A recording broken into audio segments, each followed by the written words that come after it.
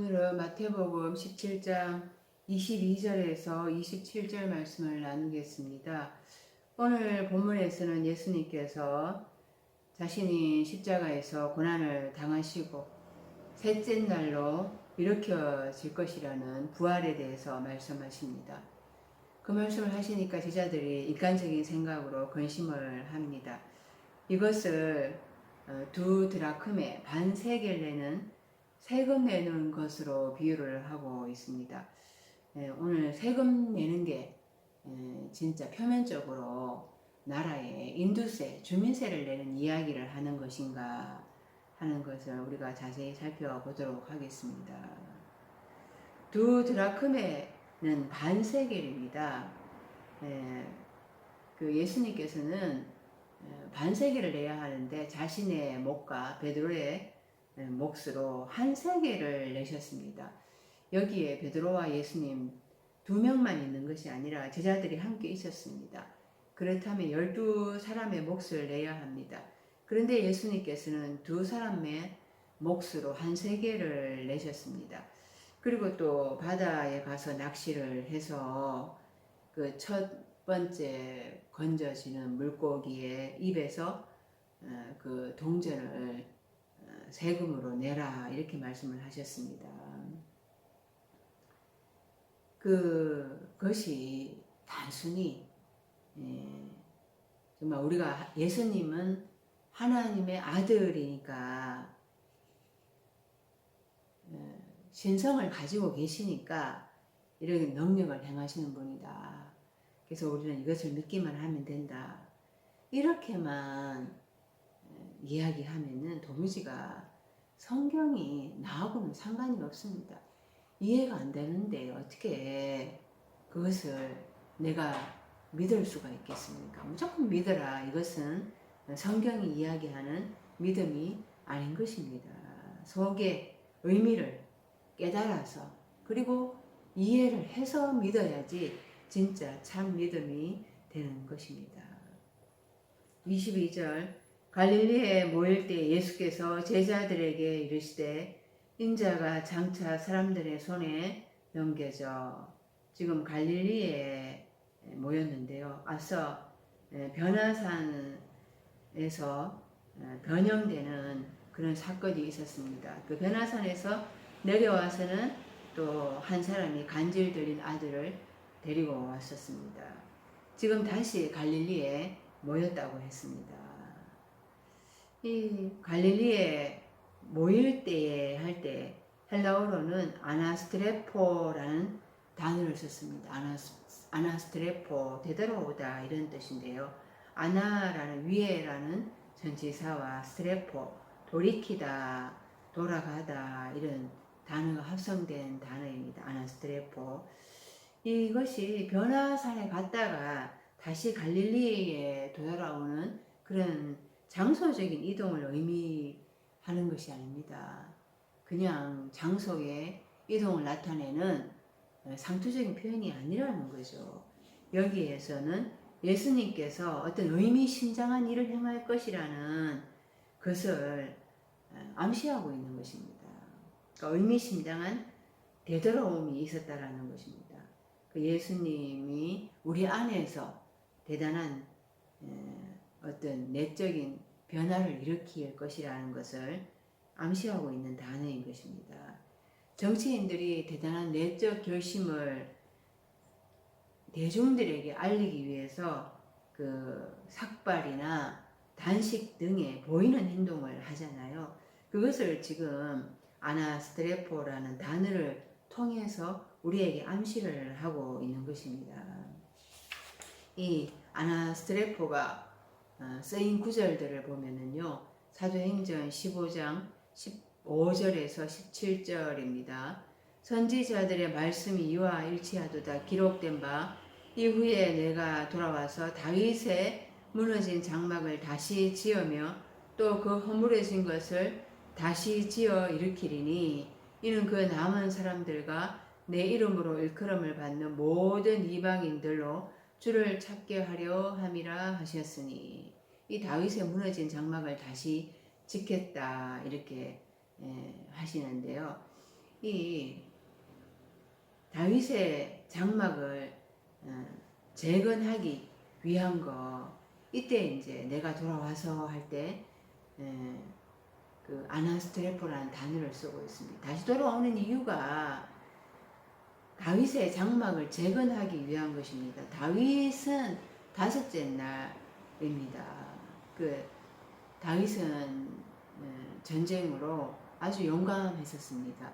그 가나안 정복 전쟁을 벌여서 예루살렘 성을 마침내 쟁취를 했습니다. 그래서 솔로몬이 예루살렘 성전을 지었습니다. 그래서 이 하나님 앞에서 합한 사람이다 이런 칭찬도 들었습니다. 그런데 아무리 다윗이 위대한다 하더라도 다섯째 날 사람인 것입니다. 그래서 넷째 날, 다섯째 날은 이 육의 장막이 무너져야 하는 것입니다. 다윗의 아들 솔로몬이 지은 예루살렘 성전, 그것은 그러니까 모형인 거죠. 우리의 영으로 지어질 장막을 보여주기 위한 모형인 것입니다. 그래서 육의 성전은 무너져야 한다라는 것을 그렇게 모형으로 보여준 것이거든요. 육의 장막은 다 무너져야 하고 넷째 날, 다섯째 날까지의 육의 삶은 다 무너져야 되고 영의 예수님이 전해주시는 그래마 새로운 영의 말씀으로 지어져 가야 한다라는 것입니다. 그래서 사람이 손으로 만든 육의 장막이 아니라 하나님의 그 영적인 말씀으로 영으로 새로 지어져야 가야 된다라는 것을 그 목적으로 할 때 아나스트레포라는 단어를 썼습니다. 고린도후서 1장 12절에도 보면은요, 우리가 세상에서 특별히 너희에 대하여 하나님의 거룩함과 진실함으로 행하되 육체의 지혜로 하지 아니하고 하나님의 은혜로 행함은 우리 양심이 정언하는 바니 이것이 우리의 자랑이라. 하나님의 은혜로 행하다 할 때 아나스트레포라는 단어를 쓰고 있습니다.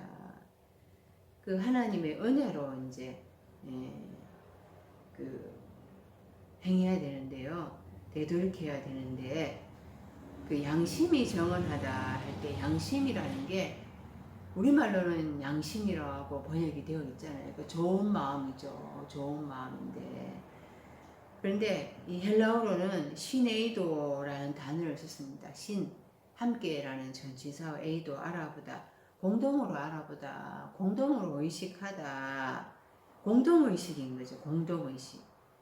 그래서 그러니까 하나님의 은혜 안에서 나의 생각과 나의 마음이 공동의식으로 바뀌어져야 되는 거예요. 공동으로 알아보는 그 공동의식으로 바뀌어져서 바뀌어져야 된다는, 되돌이켜져야 된다는 거예요. 그게 아나스트레포라는 것입니다.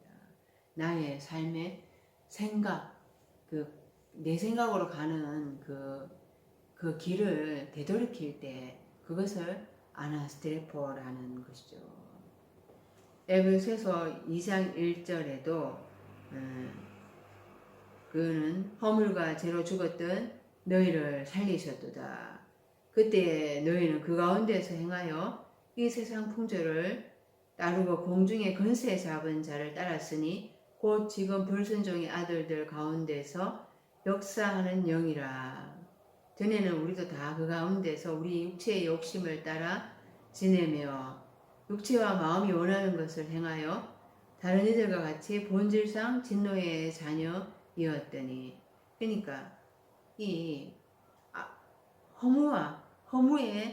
허무의 그 권세 잡은 자를 따라왔다라는 것입니다. 육체의 욕심을 따라서 지내고 육체와 마음에 원하는 것을 행하여서 하나님 앞에서 본질상 진노의 자녀였다라는 거예요. 그러한 삶에서 되돌이키는 것, 육에서 영적인 삶으로 되돌이키는, 그게 바로 아나스트레포라는 것입니다. 앞서 변화산 사건이 있었어요. 일곱째 날 하나님의 아들의 변화된 형상, 그것을 제자들이 보았습니다. 그 베드로는 거기에 취해서 내가 여기에서 소망새를 짓고 머물고 싶습니다. 이렇게 이야기를 했습니다. 그것을 깨뜨리기 위해서 그 다음에 일어난 사건이 뭔가 하면은 한 사람이 관절 들린 아들을 데리고 왔는 거예요. 그것을 제자들이 못 고치잖아요. 왜 우리는 이 아들을, 관절 들린 아들을 못 고칩니까? 너희 믿음이 겨자씨 하나만큼만 있으면 이 산들에 들려서 저 산들 저기 바다에 던지오라 해도 가능하다. 하나님의 영적인 말씀은 우리를 일곱째 날로 끌어가기에 불가능이 없다라는 것입니다. 그런데 하나님의 뜻에 맞는 일곱째 날의 기도가 있어야 된다라는 거예요. 그리고 혼합된 비진리의 사상, 그것을 검식을 해야 한다는 것입니다. 일곱째 날에 들어갔을 때에 그 다섯째 날에 미혹을 당하지 않고 다섯째 날 삶으로 되돌이키지 않게 된다라는 것을 그 관절병 들린 아들의 사건을 통해서 말씀을 하셨죠. 그래서 다시 한번 예수님은 각성을 시키고자 하는 것입니다. 일곱째 날에 들어가기 위해서는 십자가의 고난을 거쳐가야 한다는 거예요. 이제 예수님이 갈릴리에 되돌아오셨다. 이게 아나스텔포라는 단어를 썼다는 것은 다섯째 날 무너진 그 다윗의 장막을 재건하기 위한 것이다. 율법, 그 죄와 사망의 법, 거기에 종살이 하던 것에서 이제 해방시키기 위해서 자유자로 살도록 하기 위하여서 이제 의미심장한 일을 하시겠다라는 것입니다. 십자가에 죽으셔서 죽으시지만은 그것으로 끝나는 것이 아니라 셋째 날로 부활하시겠다라는 것을 이제 말씀하시고자 하시는 것입니다. 그것을 이제 말씀하시고자 갈릴리 가버나움 위로의 마을에서부터 출발하시겠다라는 것이에요. 인자는 이 사람의 손에 넘겨질 것이다. 이때 그냥 우리말로는 뭐 장차 이래 해서 미래라는 뜻으로 우리가 그냥 보여지잖아요. 예수님이 곧 미래에 얼마 안 있으면은 이제 고난을 당할 것인가 보다 이렇게 이제 생각을 하게 되죠. 그런데 이때 멜로라는 단어를 쓰고 있습니다. 멜로라는 단어는 의도하다, 기대하다 이런 뜻이거든요. 그래서 인자가 사람의 손에 넘겨지기를 의도하고 있다. 사람의 손에 이루고자 넘겨지기를 기대하고 있다라는 뜻이에요. 멜로가 쓰여진 단어를 보면은 로마서 5장 13절에서 14절입니다. 제가 율법 있기 전에도 세상에 있었으나 율법이 없었을 때에는 죄를 죄로 여기지 아니하였느니라. 그러나 아담으로부터 모세까지 아담의 범죄와 같은 죄를 짓지 아니한 자들까지도 사망이 왕노릇하였나니 사망은 오실 자의 모형이라. 아담은 오실 자의 모형이라 하면은 이것은 이제 미래로 쓰인 것 같습니다. 그런데 이게 의도하고 있는 자의 표본이다. 이렇게 멜로라는 단어를 쓰고 있거든요. 의도하고 있는 자의 표본이 아담이라는 거예요. 그러니까 이 다섯째 날까지의 그 삶의 표본이 아담이라는 거예요. 그러니까 사망이 왕노릇하잖아요. 다섯째 날까지 율법이 왕노릇합니다. 그러니까 아담이 다섯째 날 삶에까지의 표본이라는 거죠. 아담은 첫째 날부터 있었습니다. 그런데 이제 다섯째 날까지 오면서 뭐 가인도 있고 또 노아도 있고 또 모세도 있고 아브라함, 뭐 엘리야, 솔로몬 다섯째 날까지 위대한 신앙의 인물들이 다 있잖아요. 예. 그런데 아무리 그들이 위대하다 하더라도 그들은 다 죄인이라는 거예요. 예. 그래서 예. 3차원적인 사고를 하고 있고 사람의 사고를 하고 있는 죄인이라는 것입니다. 아담이 오실 자의 표본 모형이다 이렇게 할 때 오실 자 미래에 오신다 그러면 둘째 아담 예수님의 모형이다 이렇게 얘기를 할 때 예, 말이 안 되는 것이 아담은 죄인이잖아요. 근데 둘째 아담 예수님은 죄가 없으신 분이십니다. 아담이 첫째 아담이 그 둘째 아담 예수님의 모형이 될 수가 없는 거죠. 아담은 의도하고 있는 자의 표본이다. 그러니까 이 구약의 위대한 신앙의 인물들 그들을 롤모델로 삼고자 하는 것의 표본이다라는 거예요.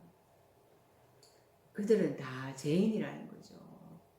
온다라고 얘기할 때는 엘코마이라는 단어를 써야 하고 그때는 미래형으로 써야 할 것입니다. 그런데 지금 이 멜로라는 단어가 현재형으로 쓰고 있습니다. 그래서 다섯째 날까지 죄인들의 모형이 표본이라는 거죠. 골로새서 2장 16절에 또 보면은요.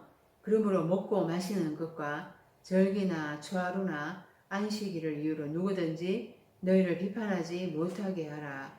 이것들은 장래일의 그림자이나 몸은 그리스도의 것이니라. 예. 먹고 마시는 것, 절기, 추하루, 안식일 이런 것들이 장래일에 기대하는, 의도하는 멜로라는 단어를 쓰고 있습니다. 이런 것들이 다 그림자라는 거예요. 다섯째 날까지의 그런 다섯째 날까지의 훈련해야 할 것들인 거라는 것입니다. 이런 것들은 참 형상이 아니고 그냥 그림자라는 거예요. 이런 것들은 장래일의 그림자이나 몸은 그리스도의 것이니라. 이런 것들은 그림자에 불과하고 그런데 몸은 그리스도의 것이니라. 다섯째 날까지는 그리스도의 몸을 형성하는 그런 훈련 과정이라는 것이죠.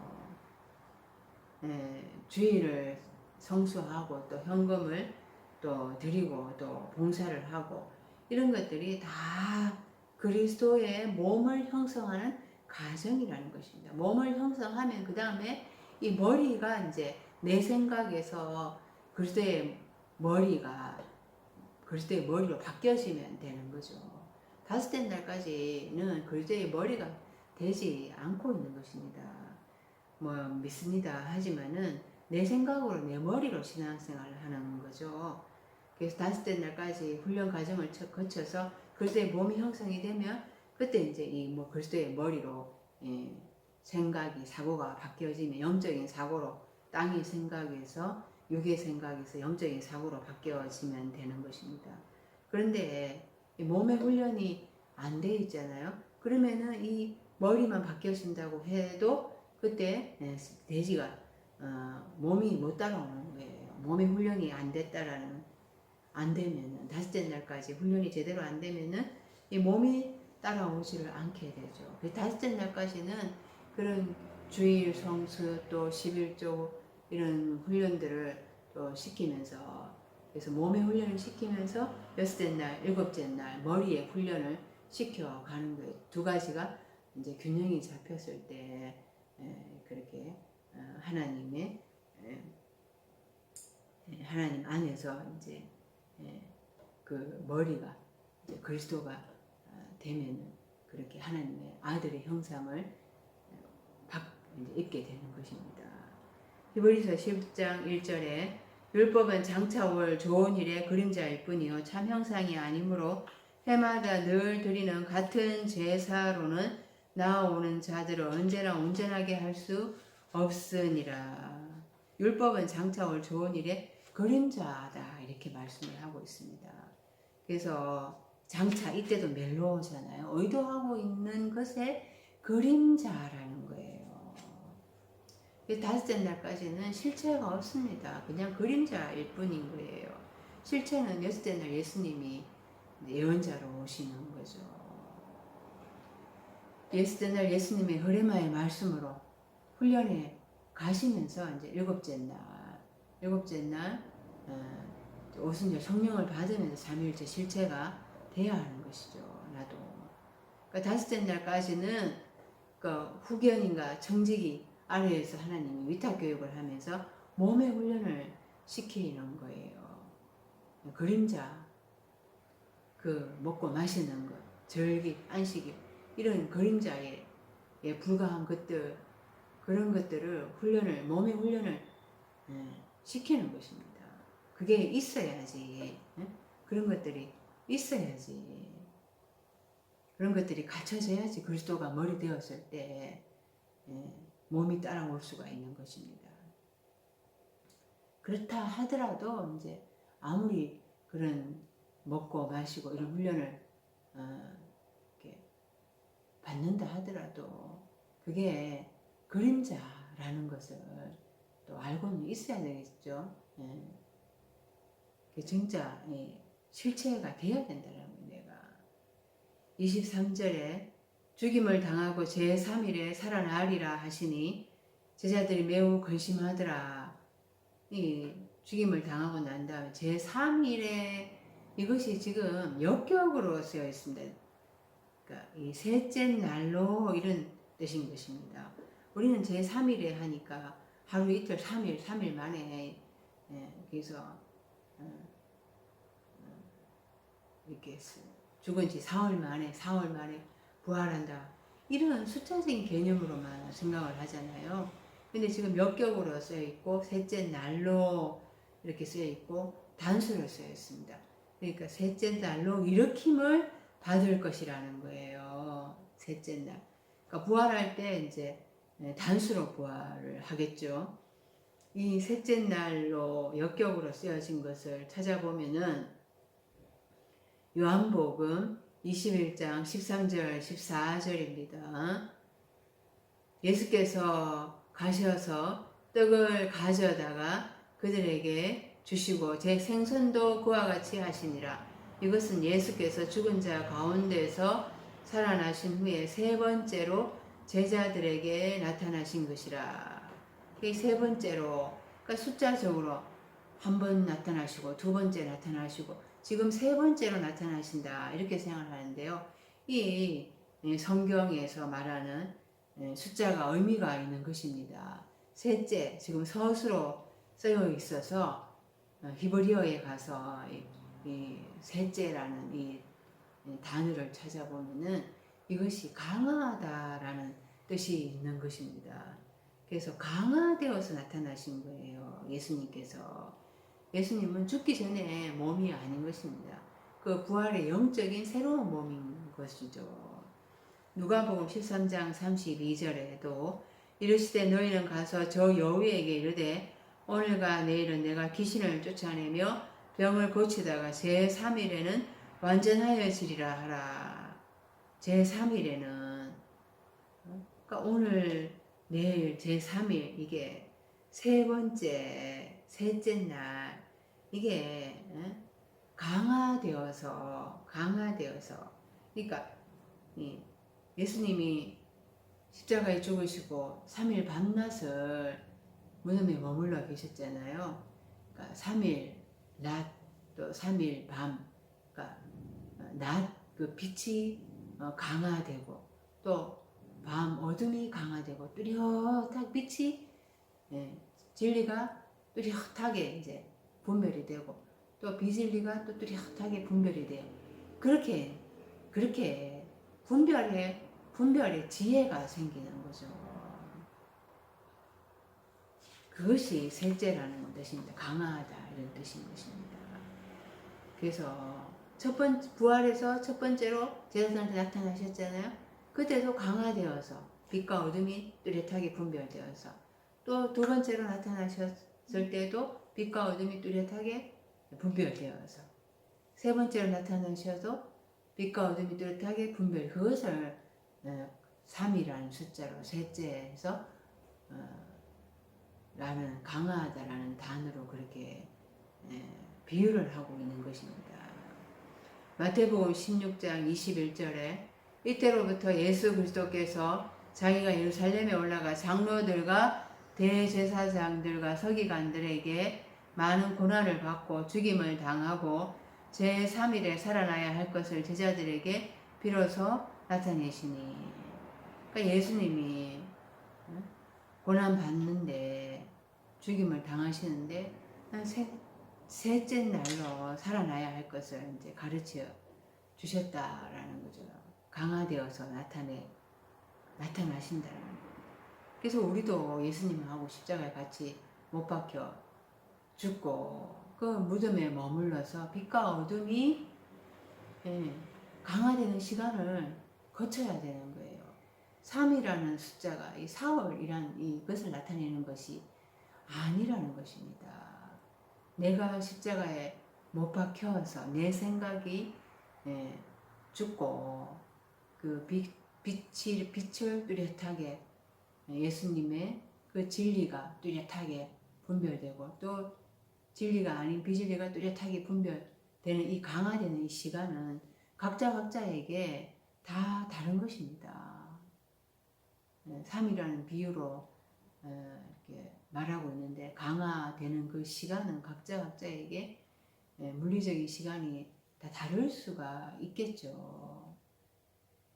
어떤 사람은 빨리 그 시간을 빛으로 또 어둠으로 진리로 비진리로 딱 분별을 할 수가 있을 것이고 어떤 사람은 그게 분별이 안 되면 시간이 계속해서 길어지게 되는 것입니다. 24절 가버나움에 이르니 반세계를 받는 자들이 베드로에게 나와 이르되 너희 선생은 반세계를 내지 아니하느냐. 이 가버나움이 갈릴리 호수에 있습니다. 그래서 갈릴리 호수의 12시 방향에 있죠. 거기에서 이제 예수님은 자신의 십자가의 죽음의 그 의미심장함을 말씀하시고자 하는 것입니다. 그러니까 반세계를 받는 자들, 세리들이죠. 세리들이 지금 팔레스타인 전역을 다니면서 이제 인두세, 주민세를 거두고 있는 것입니다. 지금 반세겔이라고 했는데 두 드라크메 그 헬라어로 하면은 디드라크몬입니다. 디드라크몬. 디스라는 둘이라는 이제 단어와 또 드라크메 해서 디드라크몬인데요. 헬라의 작년 하루의 품삯을 의미합니다. 이게 반세겔인데요. 로마의 데나리온하고 같습니다. 그러니까 헬라식으로는 드라크메라는 단어를 쓰고 있고 또 로마식으로는 데나리온 단어를 쓰고 있습니다. 그러니까 마태복음 지금 드라크메를 사용을 하면서 헬라식이 지금 등장을 하고 있습니다. 반세겔 왜 그 두 드라크메를 내지 않느냐, 그러니까 내지 않느냐 이렇게 되어 있는데 이때 헬라어가 텔레오라는 단어를 쓰고 있어요. 텔레오라는 단어는 완성하다라는 뜻을 가지고 있거든요. 그러니까 두 드라크메를 왜 완성하지 않느냐 이런 뜻이에요. 그러니까 드라크메를 단순하게 내다 왜 안 바치느냐 내지 않느냐 이렇게 얘기할 때는 헬라어가 페로라는 단어를 써야 되거든요. 근데 지금 텔레오라는 단어를 쓰고 있습니다. 그래서 뭔가를 마무리해야 한다, 뭔가를 완성해야 한다라는 뜻을 말을 하고 있는 것입니다. 이 드라크메라는 단어가 또 누가복음 15장 8절에서 10절에 10 드라크마가 있는데 한 드라크마를 잃어버린 여자 이야기에서 우리가 볼 수가 있습니다. 어느 여자가 10 드라크마가 있는데 하나를 잃으면 등불을 켜고 집을 쓸며 찾아내기까지 부지런히 찾지 아니하겠느냐. 또 찾아낸즉 법과 이웃을 불러 모으고 말하되 나와 함께 즐기자. 이런 드라크마를 찾아내오노라 하리라. 내가 너희에게 이르노니 이와 같이 죄인 한 사람이 회개하면 하나님의 사자들 앞에 기쁨이 되느니라. 이 10 드라크마에서 하나를 잃었는데 이런 드라크마를 찾아내었다고 하면서 이 여자가 뭐라고 말을 하는가 하면은 이와 같이 죄인 한 사람이 회개하면 하나님의 사자들 앞에 기쁨이 되느니라 이렇게 말을 하고 있습니다. 그러니까 한 드라크마가 회개한 죄인이라는 거예요. 회개한 죄인. 한 드라크마 찾아온 것을 그게 회개한 한 죄인이라고 말을 하고 있는 것입니다. 그러니까 돈을 가지고 있던 사람은 사자인 하나님의 사자이죠. 그래서 2 드라크메라고 얘기하고 있잖아요. 지금 아까 마태복음 오늘 본문에서 2 드라크메를 왜 완성하지 않느냐. 2 드라크메. 둘, 그 히브리어에서 둘이란 단어는 탈바꿈하다라는 단어를 뜻을 가지고 있습니다. 그러니까 아까 드라크메는 그 죄인 사람 죄인 한 사람. 그래서 드라크메가 목숨인 거예요. 목숨.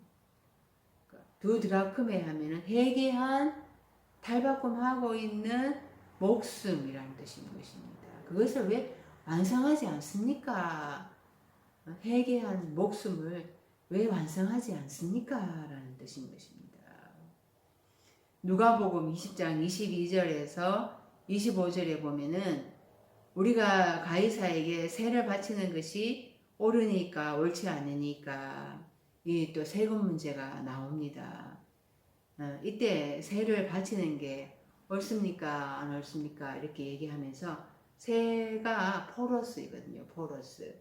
예수께서 그 관계를 아시고 이르시되 데나리온 하나를 내게 보이라. 누구의 형상과 글이 여기 있느냐 대답하되 가이사의 것이니이다. 이르시되 그런즉 가이사의 것은 가이사에게 하나님의 것은 하나님께 바치라 하시니 이 가이사에게 세 포로스를 바치는 것이 옳습니까? 옳지 않습니까? 이 포로스가 이 로마식 인두세인 거예요. 로마식 인두세, 주민세인 거죠. 주민세. 그러니까 우리나라에서 주민세를 지금도 내고 있습니다. 예, 그 인두세, 포로스를 내는데 로마에서 이제 로마의 그 포로스, 로마식 이제 인두세 그거를 포로스라고 하는데요. 지금 이스라엘 백성들이 그걸 이제 내야 한다라는 거죠. 그래서 누구의 형상과 누구의 글이 이제 기록되어 있느냐, 누구의 형상과 누구의 글이 기록되어 있느냐에 따라서 그 형상의 주인의 것이다. 이것은 누구에게 속해 있느냐, 누구의 소유인 것이냐. 그러니까 그 돈을 가져와 보라 그러잖아요. 그 데나리온 거기에 가이사의 글이 있습니다. 가이사의 형상이 있습니다. 가이사에게 속해 있으니까. 네. 그래서 그것은 가이사에 속해 있으니까 가이사의 것이다 이 말인 거죠. 가이사의 것이다. 그러니까 하나님의 형상과 하나님의 글이 기록되어 있으면은 그 사람은 하나님의 것이고 하나님의 소유가 된다. 그러니까 여기에서 돈이라는 가치의 문제로 설명을 했습니다. 가치의 문제로 설명을 했는데, 그러니까 사람의 이 가치가 데나리온 돈으로 표현된 거예요. 다 돈으로 표현된 거죠. 그래서 그 사람을 얘기하는 것이죠. 데나리온이 그러니까 네가 가이사의 형상과 글이 기록되어 있으면은 가이사의 그 교훈으로 기록이 되어 있으면 너는 가이사의 것 사단일 거야. 네가 하나님의 형상과 하나님의 그 말씀의 교훈으로 기록되어 있으면 너는 하나님의 것이야. 지금 서기관, 바리새인 이 사람들은 다섯째 날에 사고로 질문을 했어요. 그런데 예수님은 여섯째 날에 사고로 대답을 하는 것입니다.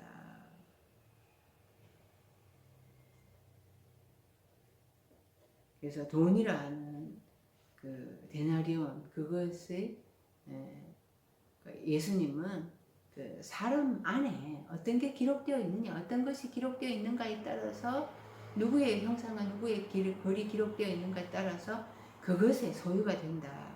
이렇게 말씀을 하시는 것입니다.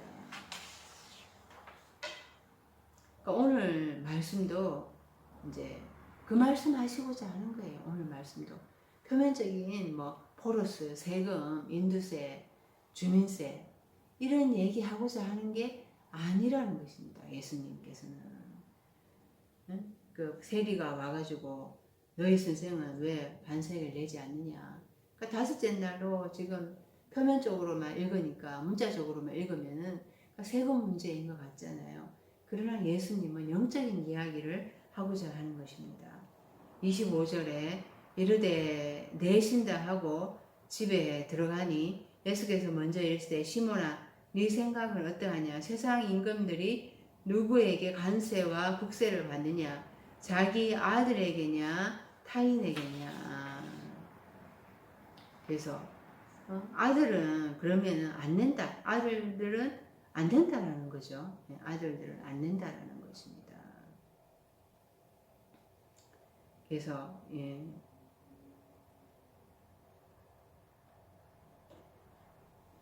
예수님은 이제 예루살렘에 올라가서 십자가에 죽으시기 위한 그 마지막 사역을 이제 하려고 하시는 거예요. 그러면서 그것을 지금 세금으로 비유를 하고 있는 것입니다. 그러니까 예수님의 십자가의 죽음이 무엇을 의미하는가? 그것을 그 설명하기 위해서 지금 세리를 등장시키고 반세계를 내는 그런 세금 문제로 지금 이 상황을 설정하신 것입니다. 그래서 반세계를 완성하지 않느냐, 두 드라크메 그거를 완성하지 않느냐. 그러니까 믿음의 완성은 그럴 때 우리 개혁에는 베드로 전서 1장 9절에 개혁에는 믿음의 결국 끝이라는 말로 쓰고 있는데 그것이 헬라어를 보면은 텔로스 믿음의 완성은 혼의 구원이다.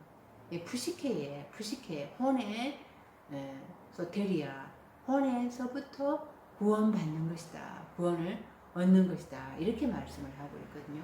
믿음의 완성은 푸시케에서 구원을 얻는 것이라는 거예요. 그게 믿음의 완성이라는 것입니다. 그러니까 푸시케에서 부터 구원을 얻어야 된다라는 거예요. 그게 이제 텔로스 완성이 되는 거죠. 나의 믿음의 완성은 목숨에서 구원을 얻는 것이다. 푸시케에서 구원을 얻는 것입니다. 그게 바로 텔로스가 되어야 된다는 거예요. 그런데 아직 포로스가 되어 있고 포로스로만 되어 있으면 안 된다라는 거죠.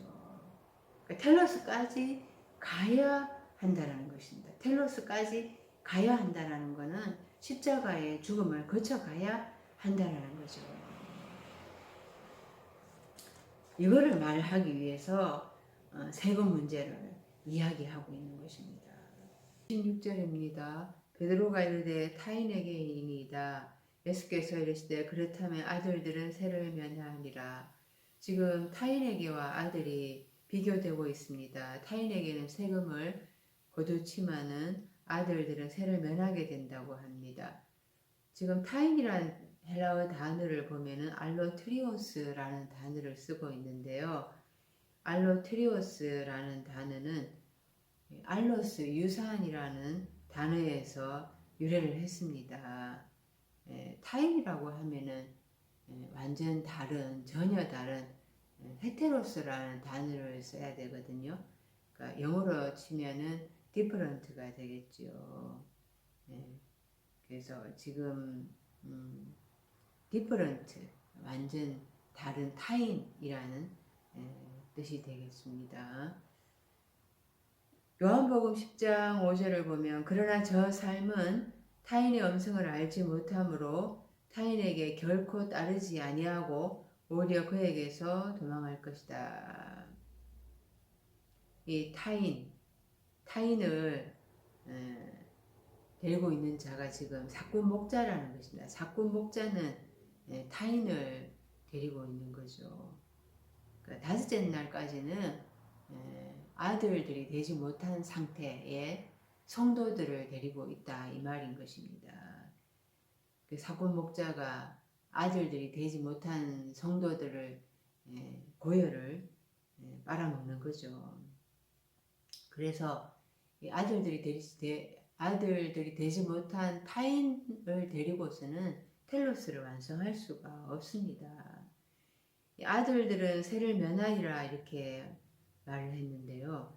이 세를 면하다 할 때 엘류테로스라는 헬라어 단어입니다. 엘류테로스, 자유로운, 속박받지 않는, 면제된 이런 뜻인 것입니다. 그러니까 아들들은 속박받지 않고 면제되었고 해방되었고 자유로운 삶을 살고 있는 자들이라는 것입니다. 이 자유로운 자들, 자유자, 그 자와 또 속박받고 있는 자들에 대해서 비교하고 있는 본문을 살펴보겠습니다. 갈라디아서 4장 22절에서 26절입니다.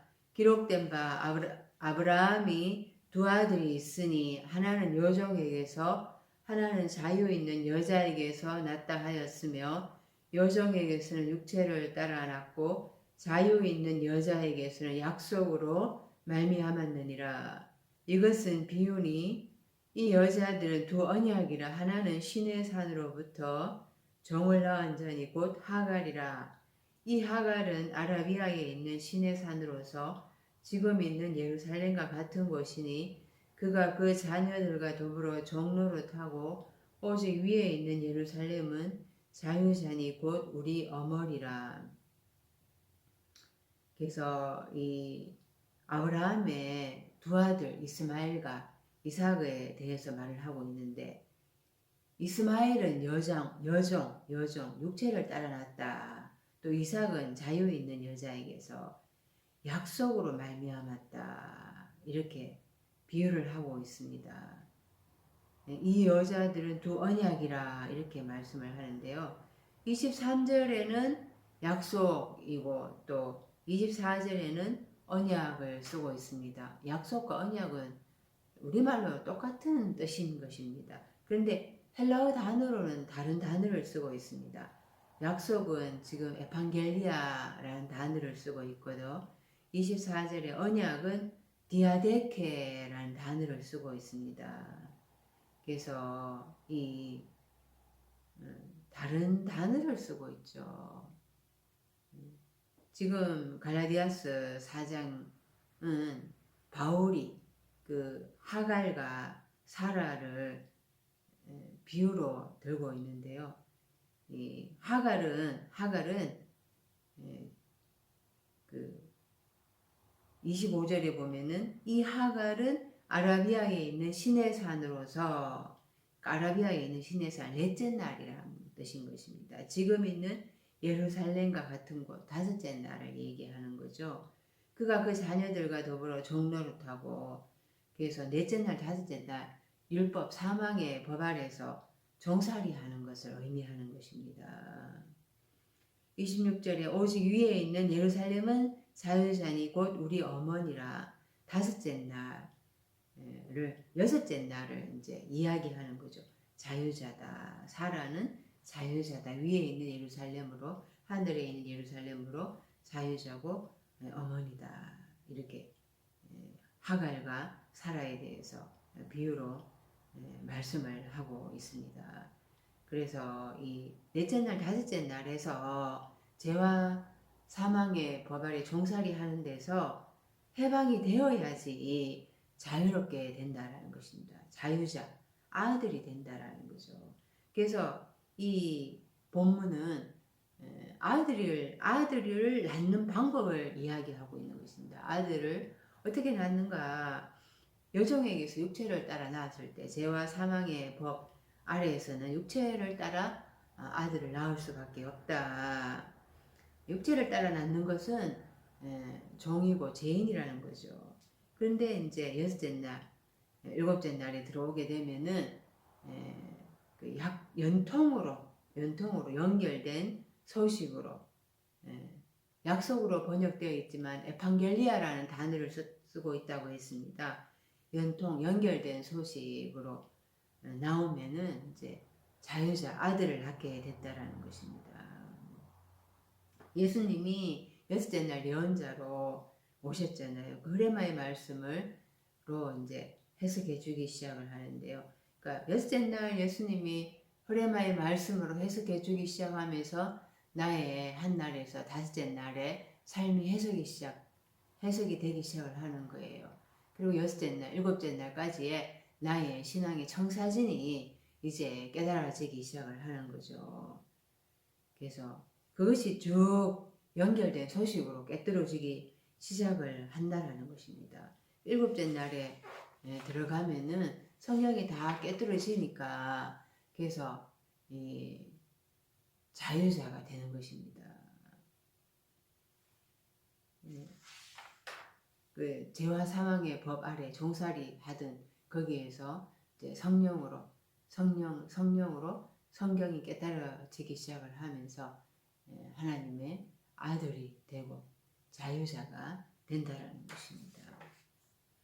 갈라디아서 4장 30절 그러나 성경이 무엇을 말하느냐 여종과 그 아들을 내쫓으라 여종의 아들이 자유 있는 여자의 아들과 더불어 유업을 얻지 못하리라 하였느니라. 31절 그런즉 형제들아 우리는 여종의 자녀가 아니요 자유 있는 여자의 자녀니라. 여종과 그 아들을 내어 쫓으라. 하갈도 내 안에 있는 넷째 날, 다섯째 날의 모습이라는 것입니다. 육체를 따라 사는 삶의 모습, 그것을 하갈이라고 또 그 아들이라고 비유를 한 거죠. 그것이 내 안에서 나의 첫 장막이 무너져야 한다라는 것입니다.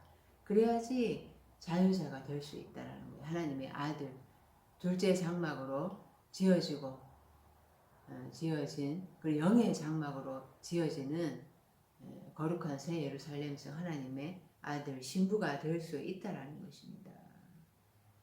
그 여종과 아들을 내쫓아야 자유인이 될 수가 있다라는 것이 그 율법에서는 자유자의 삶을 살 수가 없다라는 거예요. 육체로 행하는 율법을 계속 지키려고 하면은 그 저주 아래 있다라는 것을 깨닫게 되고 그래서 탄식할 수밖에 없다라는 것입니다. 바울은 오라 이 사망의 법에서 누가 나를 건져주라 이렇게 탄식한 것이죠. 그래서 예수님이 죄 없는 분이신데 육신으로 오셔서 우리 대신에 우리의 죄를 대신해서 십자가에 못 박혀 죽으신 것입니다.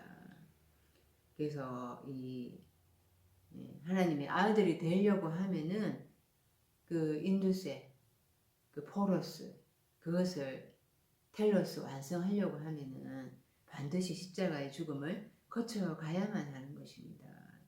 그래야지 자유자가 될 수 있다라는 것이에요.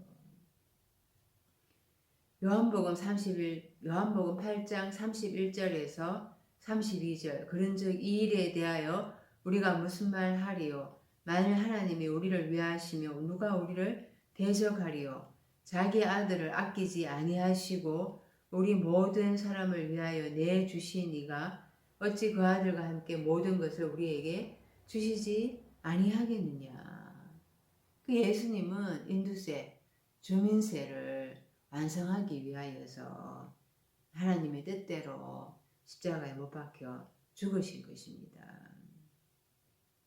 그래서 이 자유자가 된다라는 것은 예수님처럼 십자가의 죽음을 통과해 가야 하는 것입니다. 바울도 내가 자유자다. 그런데 그 자유자라고 말을 할 수 있는 것은 그리스도와 함께 십자가에 못 박혔기 때문인 것입니다.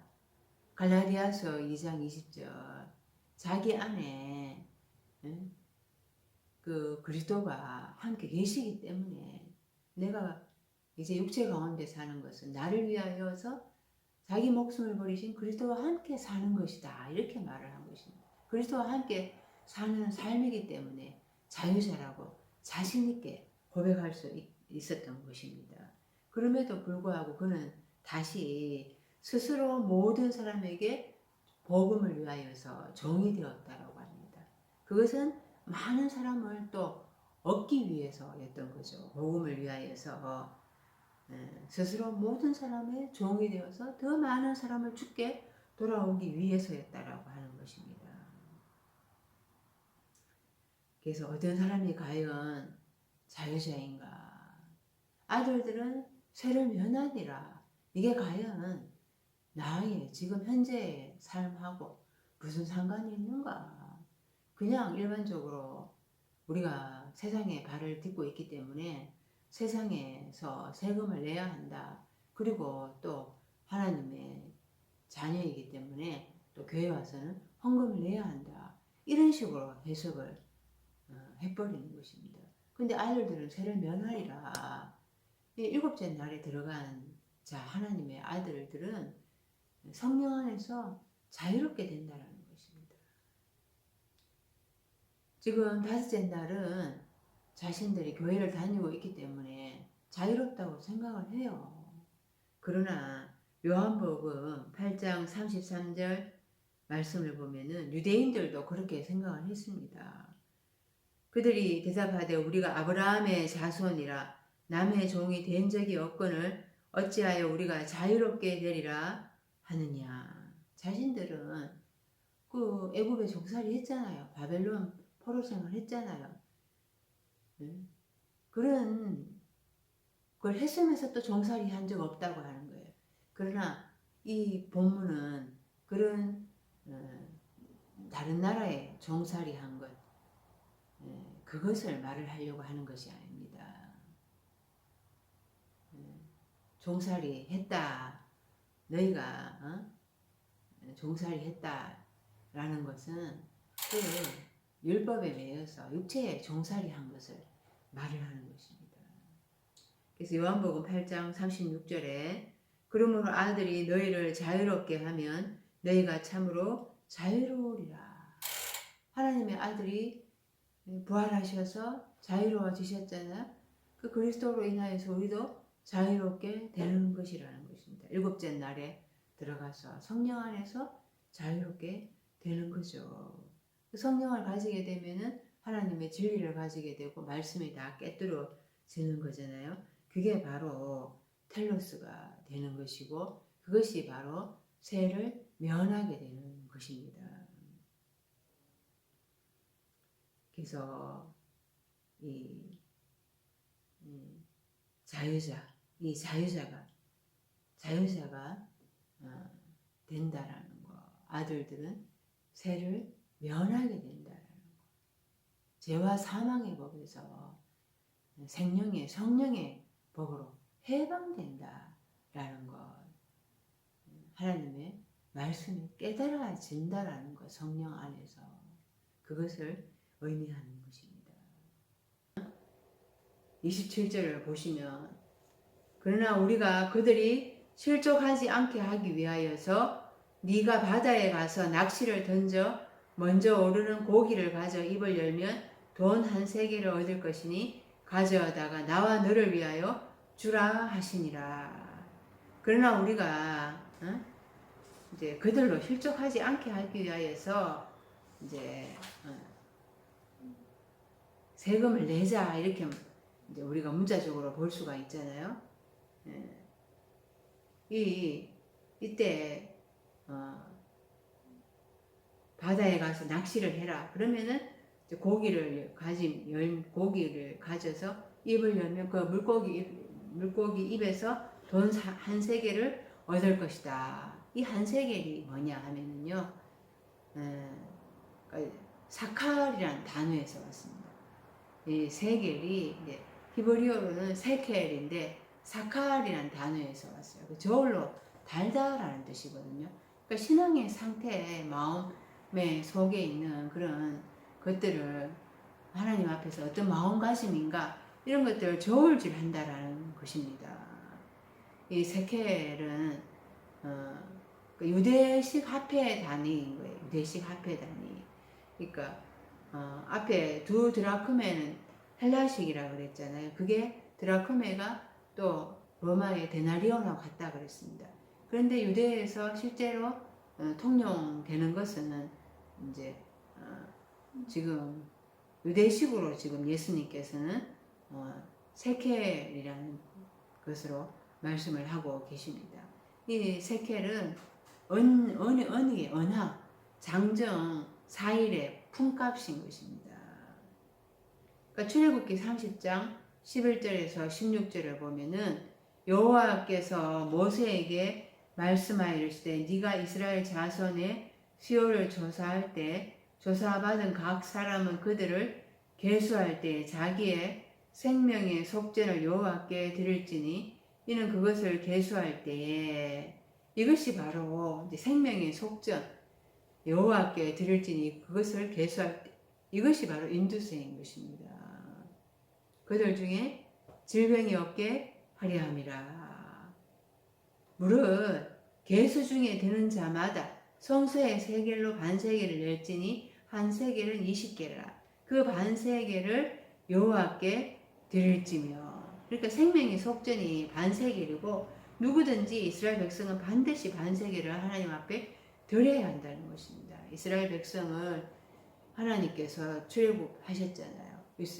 애굽에서 정살이하는 백성을 하나님께서 건져내셨습니다.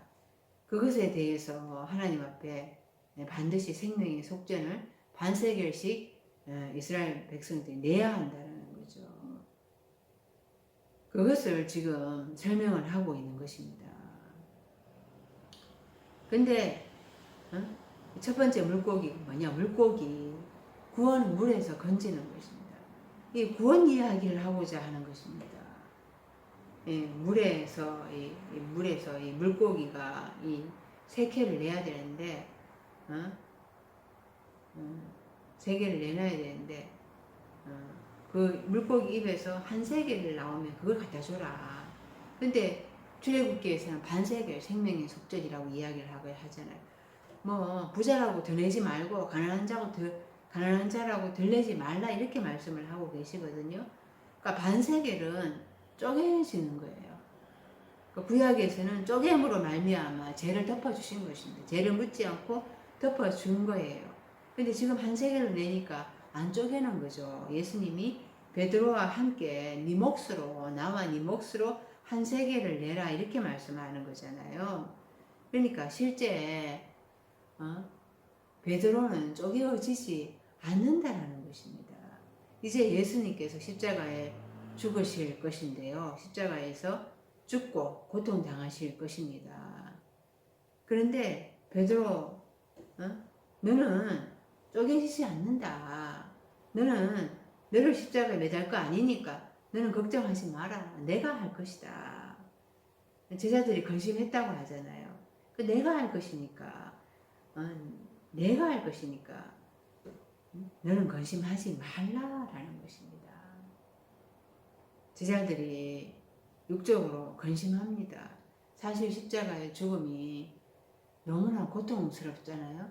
그것에 대해서 사람의 힘으로 죽으려고 그러면 십자가에 죽는다라 너무 고통스럽다. 근데 예수님이 나와 함께 해 주실 거라는 것입니다.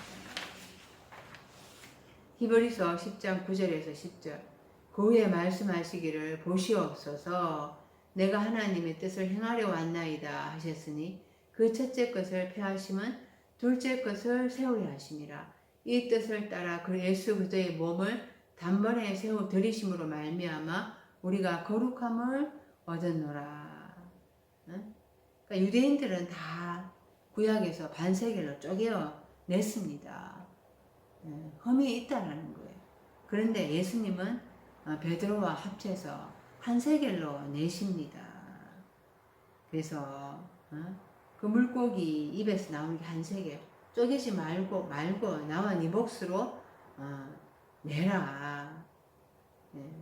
그래서 이 여섯째 날에 이 인두세는 두 드레크메도 아니고 반세겔도 아니고 예수님과 나와 함께 십자가에